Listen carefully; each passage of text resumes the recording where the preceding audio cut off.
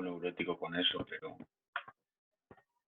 es importante. Bueno, vamos a por esta segunda e intensa etapa que es el Renacimiento. Vamos con el Quinquecento y el manierismo, que va a recobrar todo una cierta fortaleza, vigor con Miguel Ángel.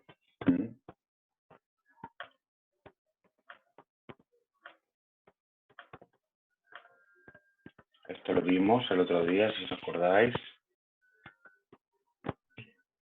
La pintura también. Fra Angelico, el tributo, la Trinidad. He terminado ahora mismo el PowerPoint porque son tantas obras y he tenido encima que quitar alguna, poner una nueva, en fin. Hay mucha tela que cortar aquí. ¿Me escucháis bien, no? Porque vamos a empezar con el Cinquecento de la arquitectura. Bien. Sigue un poco el proceso del Quattrocento. Esta inspiración en los órdenes clásicos, en los edificios clásicos, en la monumentalidad, ¿no? En el vigor. Oigo por ahí un ruido y no sé de quién es. Yo creo que se ha silenciado. Sí, decía la monumentalidad, ¿no? De los muros, el vigor. Y también vamos a encontrar aquí ese racionalismo, ¿no? Esa búsqueda del orden, de la proporción matemática, ¿no? Hablábamos de la proporción áurea, esa proporción dorada, perfecta, que habla de Dios, ¿no?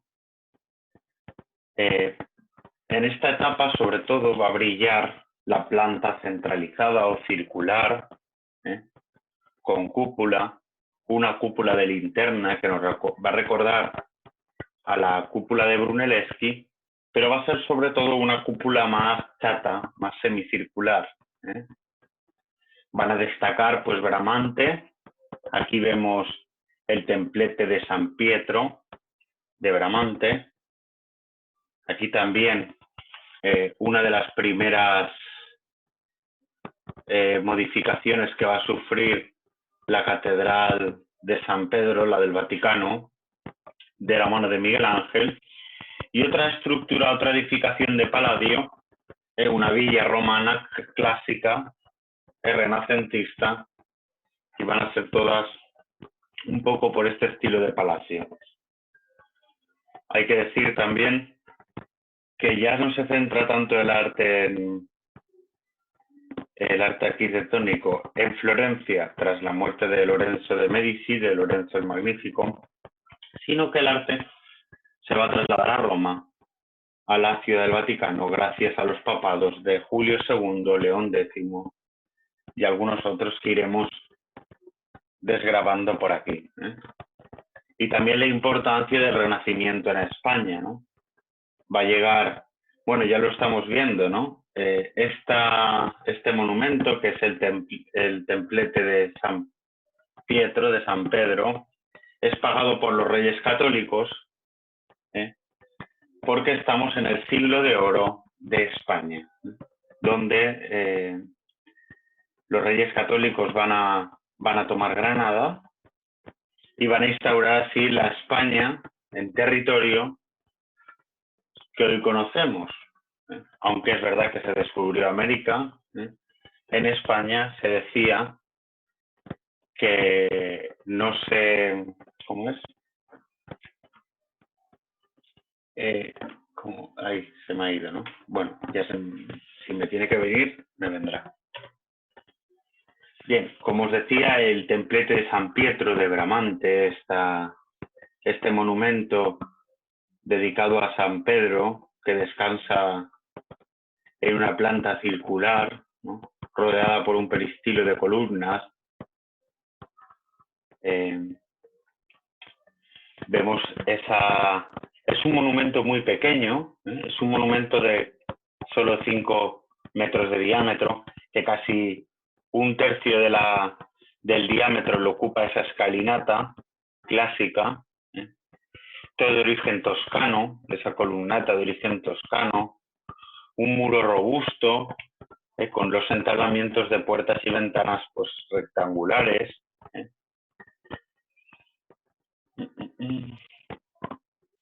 Vemos también cómo está coronada por una balaustrada, por esa balconera que va a separar, por las metopas, va a separar esa parte superior del tambor y de la cúpula semiesférica.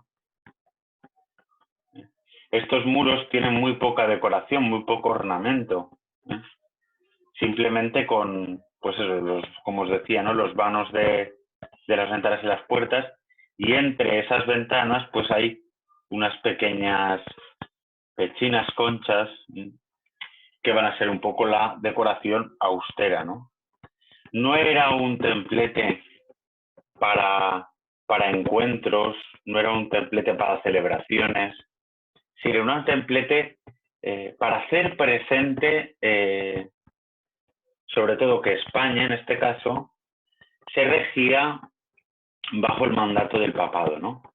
Que España era católica, ¿no? Entonces es un monumento más que una iglesia, ¿no? Un segundo, me han escrito de... No, creo que al final... Vale.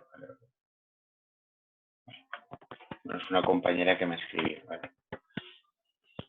Bueno, de este Bramante nos dejó también la primera remodelación de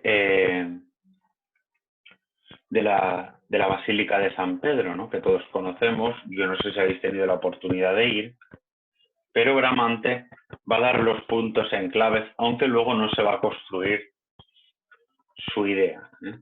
Vemos que él calcula, hace un proyecto de una cruz griega inscrita en un cuadrado. La cruz griega, como veis, tanto la parte central como el transepto es de igual medida, inscrita en este cuadrado, con 5 cúpulas, estas 4 laterales y la grande central aquí en medio en el ábside, en la parte central de la iglesia, encima del altar, apoyada en 4 grandes pilares de orden gigante. Pero muere en 1514, no puede continuar con la obra y pasa a manos de Rafael, que es otro gran arquitecto. Bien. De manos de Rafael, remodela este primer proyecto de Bramante, y ya vemos aquí una planta de cruz latina con ese transepto al que estábamos más acostumbrados en el momento gótico, con esos contrafuertes, pues mantiene la cúpula central de Bramante y también mantiene los pilares, los 4 pilares de la fachada. Hace él idea 3 naves, en el caso de Bramante solo había una, más el transepto, una cúpula más grande, y hace la cúpula, la mejora y la hace más grande, ¿no? También podemos observar en la imagen que él también idea que se flanquee esta fachada por 2 grandes campanarios, casi de igual de esbeltos que en el gótico o más, porque digamos que San Pedro, bueno, digamos no, es la capital del cristianismo, ¿no? Y la hegemonía del catolicismo. Por lo tanto, Rafael defiende que sea algo apoteósico. Bueno, pero ¿qué le ocurre? Que también muere. Y entonces no se construye del todo. Es verdad que se van añadiendo cosas tanto de un artista como de otro. Y luego, bueno, tras un id y venir aparece la figura de Miguel Ángel, ¿no? El Papa Paulo III encarga entonces a Miguel Ángel, tras la muerte también de un discípulo de Rafael, pues le da a Miguel Ángel la orden de construir, de edificar esta basílica, esta catedral. Entonces, bueno, retoma la planta de cruz griega de Bramante, como podemos ver en la imagen. Retoma también una idea inicial de esta cúpula central y 4 alrededor, que es la que todos vamos a conocer. Corrige errores. Hay mucho ensayo y error en estos artistas. No se conforman, perfeccionan, ¿no? Como están estudiando, pues se dan cuenta de ligeros errores, pero en todas las obras, lo vamos a ver en las esculturas, cómo incluso se conservan bocetos, pues están estudiando y tal, y Miguel Ángel se tiene que dar cuenta, Miguel Ángel Buonarroti, que algo falla, ¿no? Entonces, corrige, ¿no? Él, Miguel Ángel, sí que llega a dirigir y levantar los muros del ábside,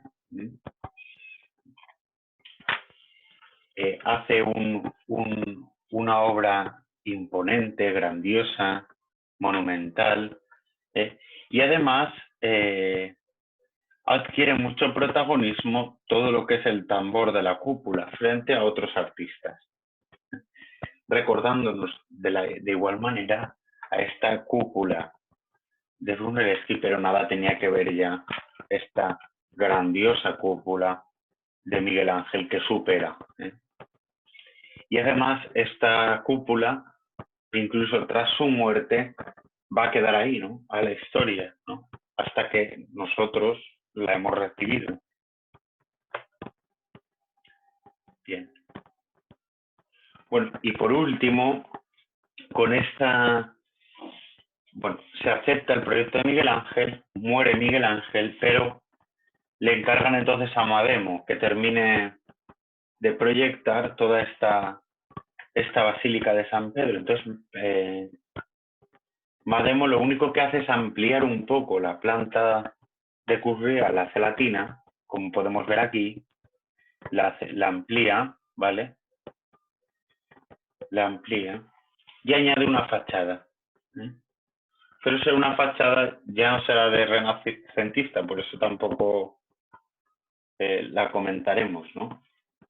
Y se concluyen las obras en 1626. Mademo idea, proyecta esta plaza de San Pedro, esta columnata, ¿no? Que todos tenemos presente y que arriba en la imagen todavía no se ve, pero está ya diseñada y puesta en marcha, ¿no? Que ha llegado a nuestros días, por supuesto.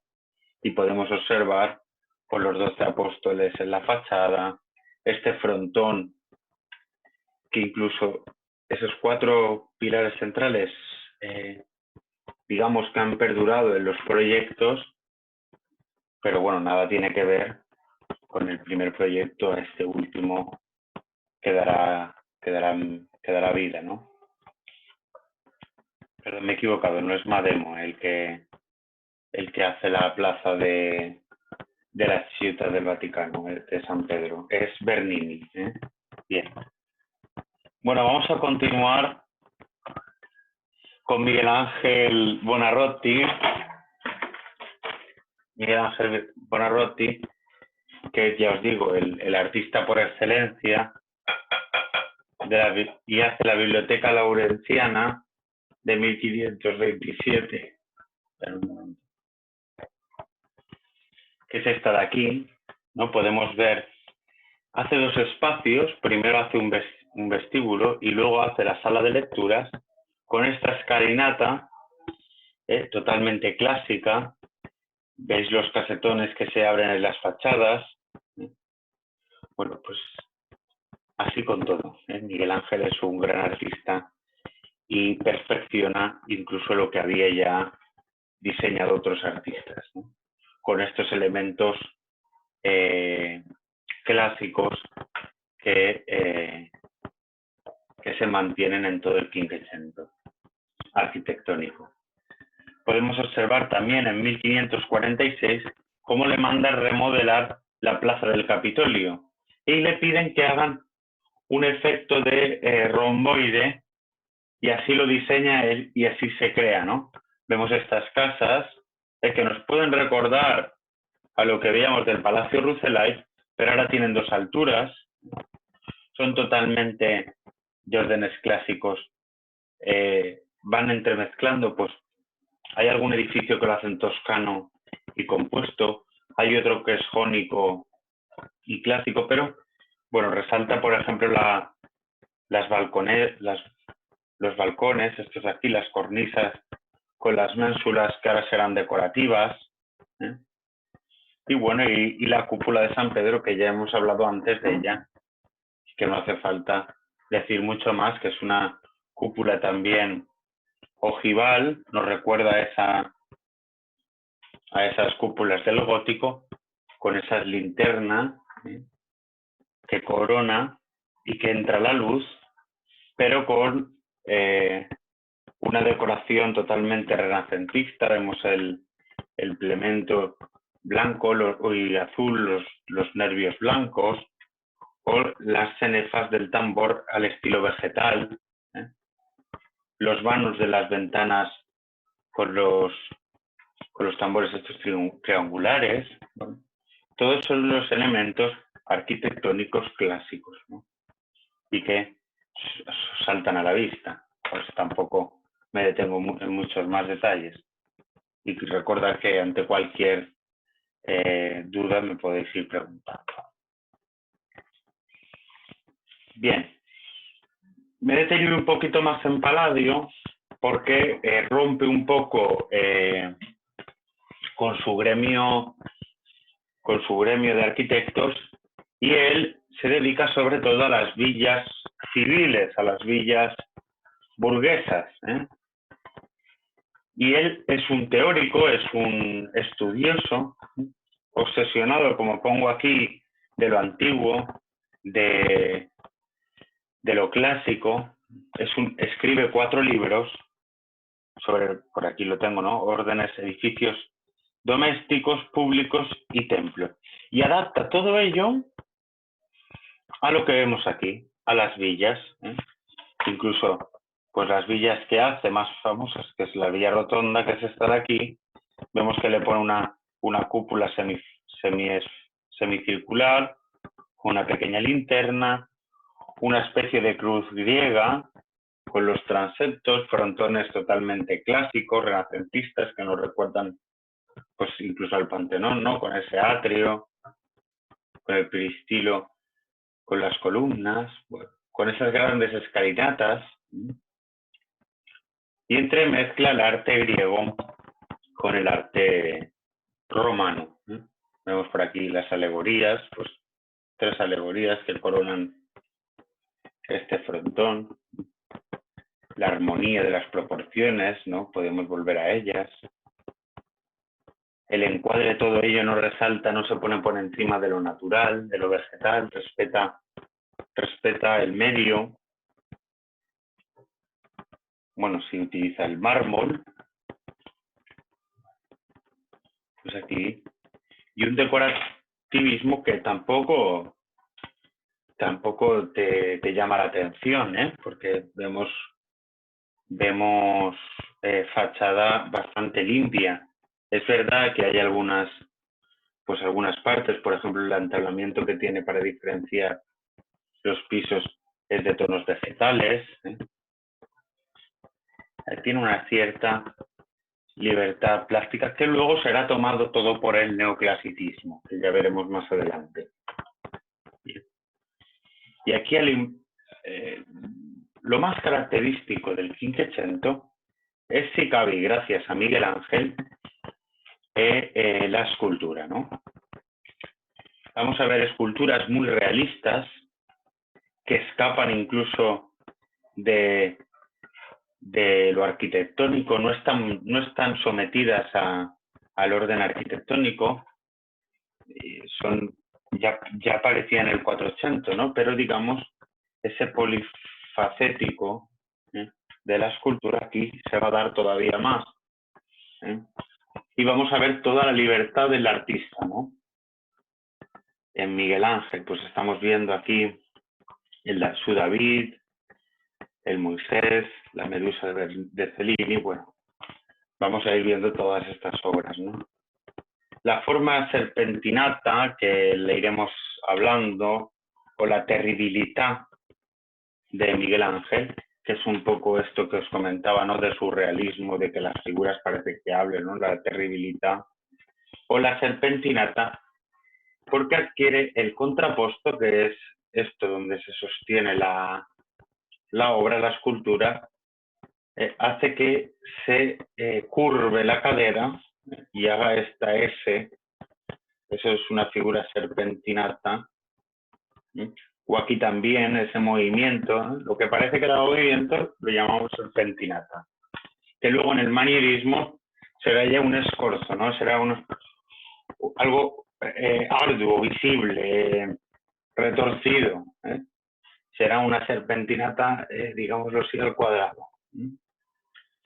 Pierde los intereses sobre el relieve, que ya hablábamos, y preocupa mucho cómo se modela el cuerpo humano y el conocimiento de la anatomía. Bien.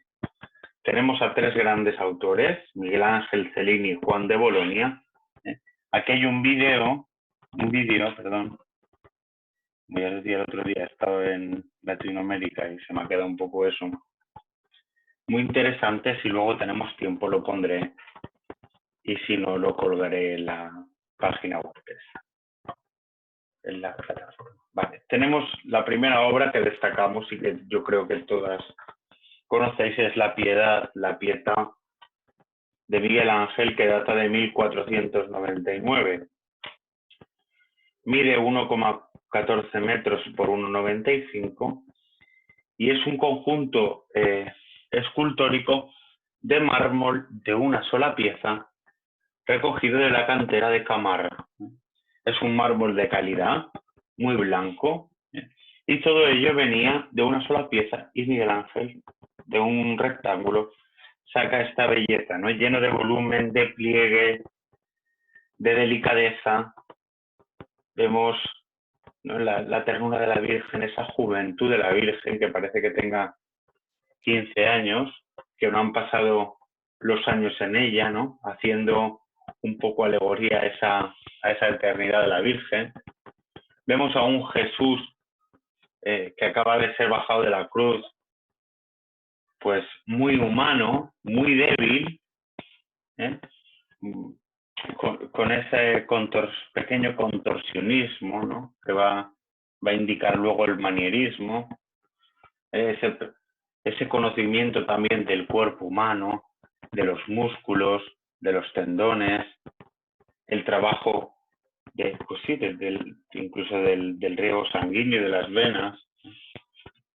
Luego contrarrestan con el volumen de la Virgen, de los tejidos, la diferencia de texturas, pues no es lo mismo el velo que el faldón de la Virgen, que va a servir también un poco de contraposto, ¿no? Bueno, Miguel Ángel firma esta obra aquí en la cinta de la Virgen. Bueno, pues aquí no se diferencia mucho, pero lo firma, incluso firma y pone el precio que le han pagado, en este caso el Papa, creo que son 350 ducados por esa obra. Es una composición triangular, esto es importante porque luego muchos cuadros, muchas pinturas van a tener esta composición triangular, ¿no?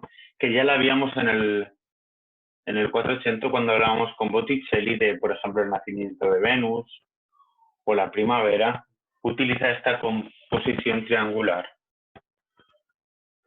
Un realismo idealizado por lo que os decía de la juventud de la Virgen, ¿no?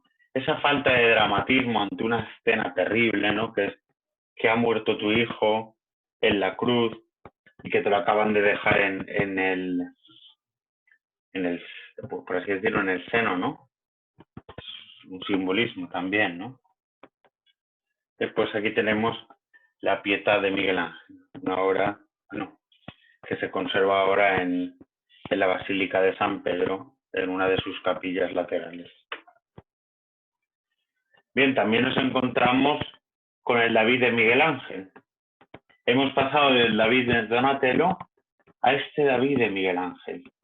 Si recordáis, el David de Donatello estaba en bronce, era un David triunfante que acababa de ganar la guerra a Goliat, y aquí nos encontramos a un David de mármol, otra vez pulido, también de la cantera de Camarra, de un mármol de un solo bloque, como pongo aquí, de 5,16 metros, que pesa 5,5 toneladas, pero que no es un David triunfante. Es un David que por su mirada, la posición de sus manos, pues es un David inteligente. Donatello hacía ya rasgos de eso, ¿no? Que era un David inteligente, pero está planificando el futuro, ¿no? ¿Veis la mirada esa, ¿no? Que traspasa con gran fuerza, y está hablando aquí de eso, ¿no? Que se está preparando para la batalla. Podemos ver el contraposto aquí, en esta parte descansa la figura, vemos la serpentinata, esta S de todo el cuerpo, un gran conocimiento de la anatomía humana, del hombre, ¿no?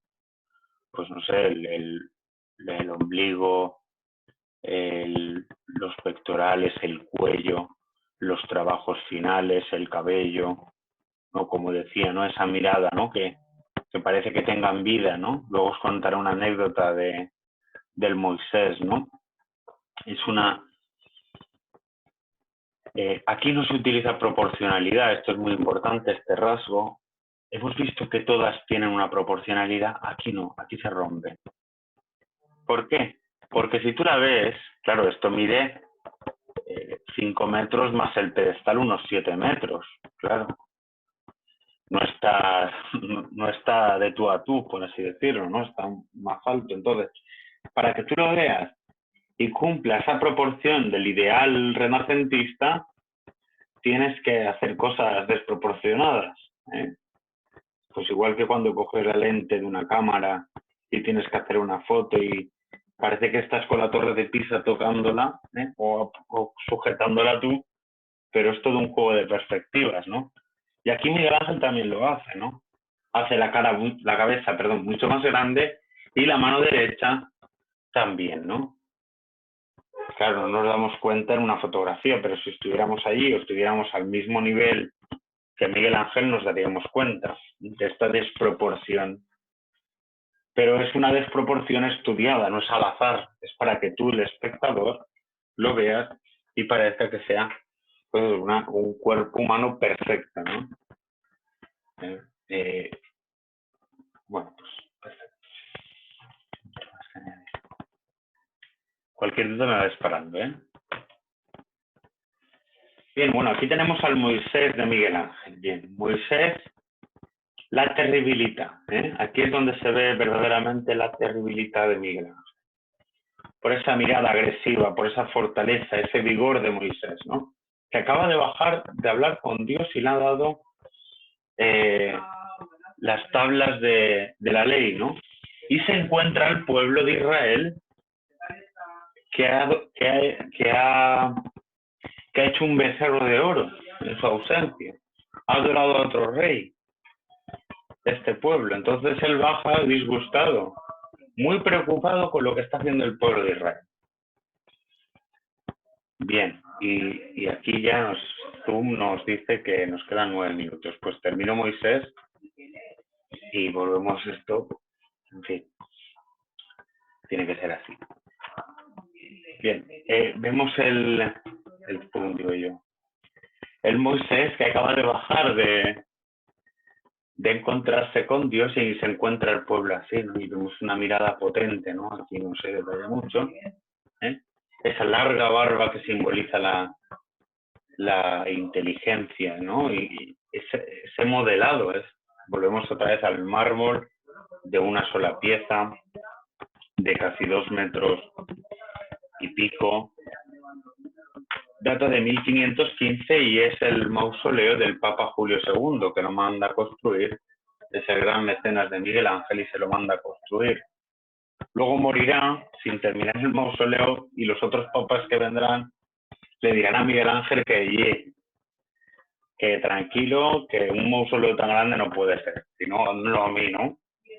Entonces ahí habrá un empobrecimiento, en cierta medida, porque estamos hablando de Miguel Ángel, del mausoleo del Papa Julio II, que se encuentra también en el Vaticano. Bien, ¿no? Bueno, como os decía, ¿no? Este Moisés, la terribilidad, enmarcado por 7 figuras de este mausoleo, destaca por su proporcionalidad, por su vigor, por su fuerza. Destaca otra vez ese volumen, esa profundidad, esa delicadeza, ¿no? A la hora incluso de los pelos de la barba, ¿no? Como os decía. Y luego la dicotomía, ¿no? Entre el movimiento. Aparece aquí, ¿no? El movimiento, pero en cambio está sentado. Incluso su expresividad es enfadado, pero parece que esté tranquilo. Esa dicotomía es muy propicia de Miguel Ángel, ¿no? Y además aquí también aparece la serpentinata esta, que es esa curva con el contraposto, y esto lo hace todavía avanzar de nivel, digamos así, porque ahora está sentado y consigue que esa S, ¿no? Del cuerpo mirando para un lado, la cabeza mirando para otro y las piernas para otro, ¿no? Va a ser ese manierismo, ¿no? Ese escorzo del cuerpo humano que se va a mover y cada vez veremos obras que se van como a plegar más, ¿no? Dando más realismo si cabe, ¿no? Os hablo de una anécdota que ocurrió con esta obra de Miguel Ángel, que cuando la terminó estaba tan fascinado que cogió un martillo y le pegó a la rodilla y le dijo, ahora habla, ¿eh? Como diciendo, esto es perfecto, ¿no? Ahora solo tienes que hablar. Es una pequeña anécdota. Y luego también os habréis fijado que en la cabeza aparecen 2 pequeños cuernos. Bueno, pues eso es una traducción errónea de la Biblia.